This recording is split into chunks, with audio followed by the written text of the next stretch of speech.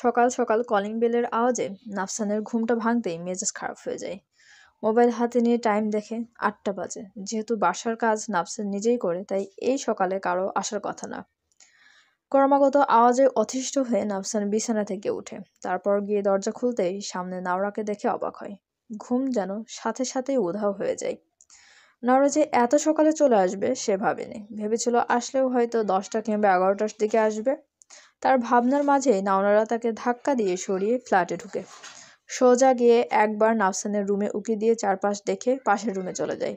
নাফসান ভ্রু কুঁচকে নাওরার কাহিনী দেখছিল। নাওরা এসে থেকে কোনো কথাই বলেনি, পাশের রুমে ঢুকে বসে আছে।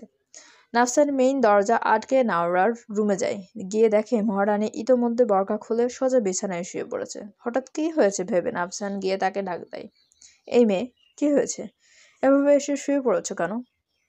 সরুন এখান থেকে, আমি ঘুমাবো। মানেটা কি? ঘুমাতে হলে নিজের বাড়িতে ঘুমাতে, সকাল সকাল এসে আমার ঘুমের 12টা বাজালে কেন? নড়া চোখ বন্ধ করেই উত্তর দেয়, আমি আমার বাড়িতেই ঘুমাতেই এসেছি। ঘুমানোর জন্য এখানে এসেছো নাকি? পড়তে এসেছো তো, ওঠো বই নিয়ে বসো। নড়া অল্প চোখ খুলে বলে, এই আপনার না ঘুম হয়নি তো আপনিও ঘুমান না? আজ তো আর কোনো কাজ নেই আপনার, অফিসেও তো যাচ্ছেন না। নড়ার এমন অল্প আধো চোখ খুলে কথা বলা দেখে নাফসানের অনেক হাসি পায়। মেয়ে সম্পূর্ণ চোখ খুলছে না, এতে ঘুমে ডিস্টার্ব হবে। নাফসান বেডের নাওড়ার পাশে বসে বলে, তুমি আমার ঘুম ভাঙিয়েছো, তো এখন আমায় ঘুম পাড়াবে? নাওড়া ঘুমের ঘোরে নিজের হাত নাফসানের বাড়ির দিকে বাড়িয়ে বলে, চলে আসুন, ঘুম পাড়িয়ে দিচ্ছি। সকাল সকাল বেরিয়ে পড়ায় ঘুমের জন্য নাওড়া আর কিছুই ভাবতে পারছে না। সকালে তাকে একা বের হতে দেখে মামা নিজেই তাকে কিছুটা রাস্তায় এগিয়ে দিয়েছে। বাসায় সে জানিয়েছে নাফসানের কিছু কাজ আছে, তাই তাকে সকালে যেতে বলেছে। যেহেতু স্বামীর বাসায় যাচ্ছে, তাই তারাও ততটা দ্বিমত করেনি। নরকে এভাবে হাত উঠিয়ে তাকে আহ্বান করা দেখে নাফসান অবাক হয়।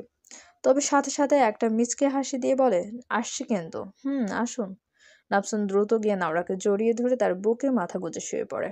নাওরা ঘুমের ঘোরে নাফসানের মাথায় হাত বুলিয়ে দিতে দিতে থাকে। একসময় নাফসানের মাথায় থাকা তার হাত নাড়ানো বন্ধ হয়ে গেলে নাফসান বুঝে সে ঘুমিয়ে গিয়েছে। তাই সে কিছুটা উঠে নাওরার মুখোমুখি সই।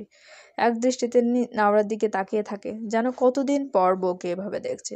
একটু এগিয়ে ঘুমন্ত নাওরার কপালে চুমু দেয়, তারপর 2 গালে ছোট চুমু দেয়। তারপর খুশি হয়ে পুনরায় নাওরার বুকে মুখ গুজে শুয়ে পড়ে। এভাবেই একটা সময় তারা দুজনেই ঘুমিয়ে যায়। সাফুরে, উনি আসছেন, খুব তাড়াতাড়ি আসছে। কে আসছে? আরে উনি মানে সানান ভাইয়া। ইলাকে লজ্জা পেতে দেখে সাফিয়া হেসে ফেলে। মজা করে বলে, ইস ইলা, ভাইয়া হয় না তোর, এভাবে উনি বলে ডাকছিস কেন? ওই ভাইয়া তো কিছুদিন পরেই ছাইয়া হয়ে যাবে বলেই আবারও লজ্জায় লাল হয়ে যেতে লাগে। ইলাকে এমন লজ্জা পেতে দেখে সাফিয়া অবাক হয়ে তাকিয়ে থাকে। ভালোবাসার মানুষের কথা শুনলে সবাই বুঝে এমন লজ্জায় লাল হয়ে যায়। তখনই রাহেলের কথা আসতেই তাকেও লজ্জায় ঘিরে ধরে। ইলা তাকে দেখে বলে, কি রে সাফু, হঠাৎ এমন লাল হয়ে যাচ্ছিস কেন? সাফিয়া চমকে উঠে বলে, কি? আমিও? তাড়াতাড়ি করে ব্যাগ থেকে ফোন বের করে ক্যামেরায় নিজেকে দেখতেই অবাক হয়। তার গাল দুটোও কেমন লাল হয়ে গেছে। সাফিয়া নিজের গালে হাত দিয়ে নিজেকেই দেখতে থাকে। তার অবস্থা বুঝে ইলাস মুচকি হাসি দিয়ে বলে, কি রে, আমার ভাইয়ার কথা ভাবছিলে নাকি? আরে ধুর, ভাবছিলাম না। জানি তো। এভাবে 2 বান্ধবীর খুনসুটি চলতে থাকে। আজকাল তাদের দুজনকে দেখে ক্লাসের সবাই অবাক হয়। যারা কখনোই আগে কথা বলেনি, হঠাৎ করেই কেমন ভালো বন্ধু হয়ে গেল।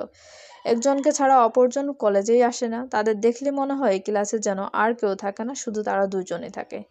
বেশ বেলা করেই নাওরার ঘুম ভাঙে। ঘুম ভাঙতেই নাফসানকে নিজের সাথে লেপ্টে থাকতে দেখে অবাক হয়। পরে যখন মনে পড়ে সে তো নিজেই নাফসানকে নিজের কাছে ডেকেছিল, সে ভাবতেই সারা শরীর কেমন শিরশির করে ওঠে। অথচ লোকটা কি সুন্দর তার বুকে আরামে ঘুমাচ্ছে। তার করা রাতের রাগের কথাটা কেমন বেমালুম ভুলে যায়। ঘুমন্ত নাফসানের চুলে ধীরে ধীরে হাত বুলিয়ে দিতে থাকে। আজকাল নাফসানের কাছে থাকলে নাওরার পরম শান্তি অনুভব হয়। নাওরা মুচকি হাসতে থাকে। তখনই নাফসান হঠাৎ করে উঠে তার ঠোঁটে চুমু খায়। নাওরা নিজের ঠোঁটে হাত দিয়ে বলে, এই আপনি না ঘুমাচ্ছিলেন? তোমার জন্যই তো ঘুম ভেঙে গেল। এত নড়াচড়া করছিলে কেন? আমি কোথায় নড়াচড়া করলাম? ও আচ্ছা, করনি তো এখন করবে? নাফসান তার গলায় মুখ গুজে চুমু দিতেই নাওরা মশরামশরি শুরু করে। নাফসান নিজের মতোই নিজের কাজ করে যাচ্ছে। নাওরা থামাতে গেলে তাকে আটকে দিয়ে বলে, আজকে আটকাবে না। আজ তো বাসায় আর কেউ নেই, কেউ ডিস্টার্বও করবে না। কিন্তু স্যার, হুশ, একদম চুপ। তারপর নওরাকে দুগালে হাত দিয়ে বলে, ভালোবাসো না আমায়? নওরা উপর নিচ মাথা নাড়ায়। তো আমাকেও একটু ভালোবাসতে দাও। আমি তো ভালোবাসতে চাই। তুমি তো বলেছ আমাদের বিয়ের বছর খানেক হয়ে গেছে, তো আমার দিকটাও তো তোমার বোঝা উচিত। আজ আর আমরা বাচ্চামো করবো না, জান। একটু বোঝো আমায়। নওরা আর বাধা দেয় না, উল্টো নাফসানকে আরো জড়িয়ে ধরে নিজেকে সমর্পণ করে দেয় নিজের ভালোবাসার মানুষের কাছে। নাফসান এতে মুচকি হাসি দেয়। বউ তার বুঝদার হয়ে গেছে, তাই তো কোনো অবাধ্যতা ছাড়াই তার কাছে নিজেকে সমর্পণ করে দিল। জাহাঙ্গীর সাহেব আজ বেরিয়ে পড়েছেন রাশেদুল খানের কাছে যাবেন বলে। আজই তিনি ওনাকে সব জানিয়ে দেবেন, জানাবেন ওনার ছোট ভাই এখন তার সাথে থাকে, তার সাথে থেকে তারই ক্ষতি করার চেষ্টা করছে। আর তো এসব মানা যায় না, আর একটা বিচার করতেই হবে। তিনি শুনেছেন শাহেদ খান পুলিশের কাছ থেকে পালিয়ে গিয়েছিলেন, তবে এখনও নিশ্চয়ই পুলিশের খাতায় ওনার নাম আছে। পুনরায় কেসটা ওপেন করলে ওনার শাস্তি নিশ্চয়ই হবে। তাছাড়া তিনি তো মার্ডারেরও আসামি, আবার তাকেও হুমকি দিয়েছেন। সব মিলিয়ে বেশ বড়সড় শাস্তি হবে ওনার। গাড়ি নিয়ে মাঝ রাস্তায় ওনার হঠাৎই একটা বড় অ্যাক্সিডেন্ট হয়ে যায়। রাস্তাটা একটু নির্জন হয়, আশেপাশে মানুষ ছিল না। যেই গাড়ির সাথে ওনার অ্যাক্সিডেন্ট হয় সেখান থেকে কতগুলো লোক এসে ওনার গাড়ির সামনে দাঁড়ায়। এরা যে কেউ ভালো লোক নয় তিনি ইতিমধ্যেই বুঝে গেছেন। এমনিতেই অ্যাক্সিডেন্টে জাহাঙ্গীর সাহেবের অবস্থা বেশ খারাপ হয়ে গেছে। এই পরিস্থিতিতে চোখের সামনে মেয়ের মুখটাই ভেসে আসছে। ওনার কিছু হয়ে গেলে যে মেয়েটার জীবন শেষ হয়ে যাবে। শাহেদ খান লামিয়াকে খারাপ বানিয়ে দিবেন। মেয়েটার পরিণতির কথা ভাবতেই ওনার অনেক কষ্ট হচ্ছে। মেয়েটাকে উনি ভালো রাখতে পারেননি। মা ছাড়া ওনার মেয়েটাকে একটু ভালো রাখতে পারলো না। বাবা হিসেবে এর চেয়ে কষ্টের আর কিছুই নেই। বাবা জাহাঙ্গীর আঙ্কেলের সাথে তো আমার কথা হয়েছে। এসেছিলেন কি উনি? কোথায় না তো। তোমার সাথে নাকি ওনার কিসের গুরুত্বপূর্ণ কথা ছিল, তোমায় ফোনে না পেয়ে আমায় বলেছিল। আমি ভেবেছি তোমাকেও হয়তো জানিয়েছে। রাশেদ খান চিন্তায় পড়ে যান। উনি তো লামিয়ার সাথে নাফসানের বিয়ের কথা না বলে করে দিয়েছিলেন। এছাড়া আর কি কথা থাকতে পারে? হঠাৎ নাফসানের কথাটা ওনার মনে পড়ে। নাফসান একদিন ওনাকে বলেছিল শাহেদ নাকি এই শহরেই আছে, এখানে থেকেই ওনাদের ক্ষতি করারও চেষ্টা করছে। ছেলেটা সব বিষয়ে খবর রাখে, অথচ বুঝতেই দেয় না এই যে শত ব্যস্ততার মাঝেও শাহেদের খবর বের করেই ছাড়লো। শাহেদের কথা মনে হলেও ওনার অনেক খারাপ লাগে। ছোট ভাইটাকে নিজের মতো করে সে বড় করেছে, কখনো তো কোনো কিছুর অভাব বুঝতে দেননি। তবুও কেন যে ওর মাঝে এত লোভের সৃষ্টি হলো?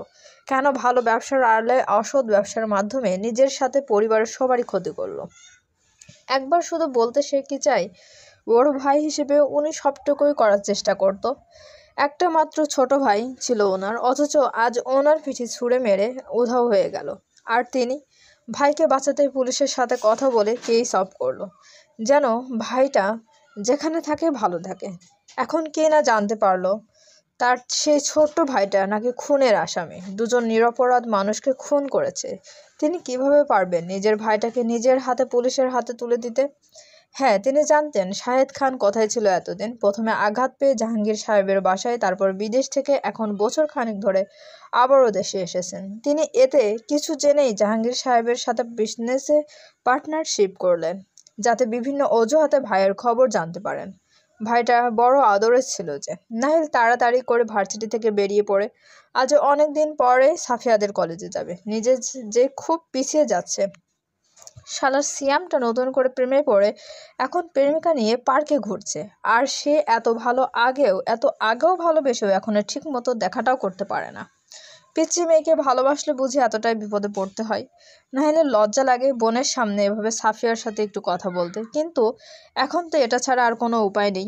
তবে ভালো দিকটা হচ্ছে পিচ্চি বোনটা তার একটু বেশিই বুঝদার। কি সুন্দর তাদের মাঝে ও কথার মাঝে নিজে থেকেই দূরে সরে যায়।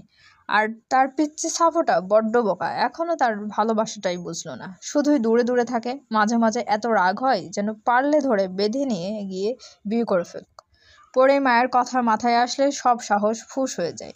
সাথে মহামান্য বড় দুই ভাই আছেন তো। নাফসান বিয়ে করেছে তবুও তাকে মেনে নিয়েছে। এই সেম কাজটা নাহিল করলে তাকে সোজা ঘর থেকে বের করে দেবে। তারপর পিচ্চি বউটাকে নিয়ে গিয়ে বাইরে থাকা তো অসম্ভব। পিচ্চি মেয়ের কষ্ট হবে তো। তার না কোনো কাজ আছে এখন, আর না কোনো সেভিংস। এসব ভাবলেই মন খারাপ করে পড়তে বসতে হয়। এবার শেষ বর্ষের পরীক্ষাটা শেষ হলেই তাড়াতাড়ি চাকরি নেবে, নয়তো বিজনেসে ঢুকে যাবে। বিয়ে করতে হবে তো। সাফিয়াও ততদিনে অনার্সে উঠে যাবে, পারফেক্ট টাইম বিয়ের জন্য। আর তারা হবে পারফেক্ট কাপল। ইস, ভাবতেই তো ভালো লাগে। ভিতর থেকে একটা মোটিভেশনের মতো কাজ করে। সাফিয়াকে যে তার পেতেই হবে। আর বাকি রয়েছে সাফিয়ার পরিবার। সাফিয়াকে আগে ভালোবাসার কথা বলে পটিয়ে নিক, তারপর পরিবার না মানলে সোজা সাফিয়াকে কাঁধে তুলে নিয়ে দৌড়ে পালিয়ে আসবে। তারপর বিয়ে করে বাচ্চা কাচ্চা নিয়ে গিয়ে বাড়িতে উঠবে। তখন তো আর কেউ মানা করতে পারবে না। এমনই তো হয় শুনেছে সে। নাতি নাতনির চেহারা দেখলেই সবাই গলে যায়। এটাই এখন বেস্ট উপায়। এসব ভেবেই নাহিল খুশি হয়ে যায়, যেন নিজের ভবিষ্যতের একটা পথ সাজিয়ে রাখছে। সময় মতো সেই পথে গিয়ে ভবিষ্যৎ আলোকিত করে ফেলবে। চলবে। চ্যানেলটি সাবস্ক্রাইব করে আমাদের সঙ্গে থাকুন। ধন্যবাদ।